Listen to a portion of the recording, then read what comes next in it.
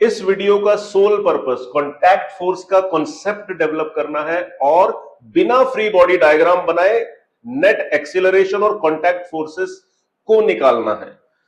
तो contact force होती क्या है? अगर मैंने किसी ऑब्जेक्ट पे फोर्स लगाई तो वो ऑब्जेक्ट भी मेरे हाथ पे फोर्स लगाएगा, बिकॉज ये एक्सप्लेन किया है Newton's third law of motion ने। तो अगर मैंने m1 मास पे फोर्स लगाई कैपिटल F, तो ये तीनों ही मासेस को आगे लेके जा रहा है।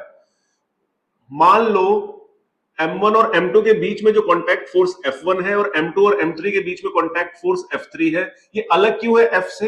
क्योंकि इनका एक पूरा सरफेस कॉन्टैक्ट में नहीं है, तो इसलिए अप्लाइड फोर्स और F1 फोर्स अलग होगी।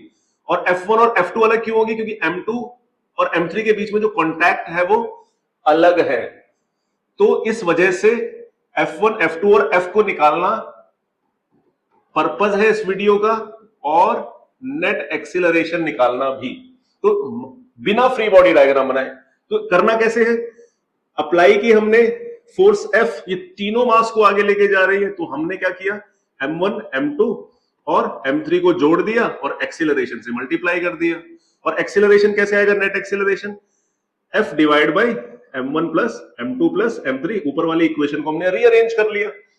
अब कॉन्टैक्ट फोर्स F1 ये कितने मास को आगे लेके जा रही है? m2 और m3 को। तो मैंने m2 जमा m3 कर दिया और मल्टीप्लाई कर दिया एक्सीलरेशन से, तो मुझे F1 की वैल्यू मिल गई और एक्सीलरेशन की वैल्यू मैंने पुट कर दी। सिमिलरली F2 निकालने के लिए क्या करना है? F2 निकालने के लिए F2 है, F2 निकालने के लिए हमें क्या करना है? F2 किसको आगे लेके जा रही है? m3 मास को आगे लेके जा रही है, तो m3 में एक्सीलरेशन F2 की वजह से है, तो m3 की मल्टीप्लाई a से करनी है और a की वैल्यू सब्स्टिट्यूट करनी है। तो इसमें हमने कोई भी फ्री बॉडी डायग्राम नहीं बनाया, डायरेक्ट आंसर निकाला। Take care.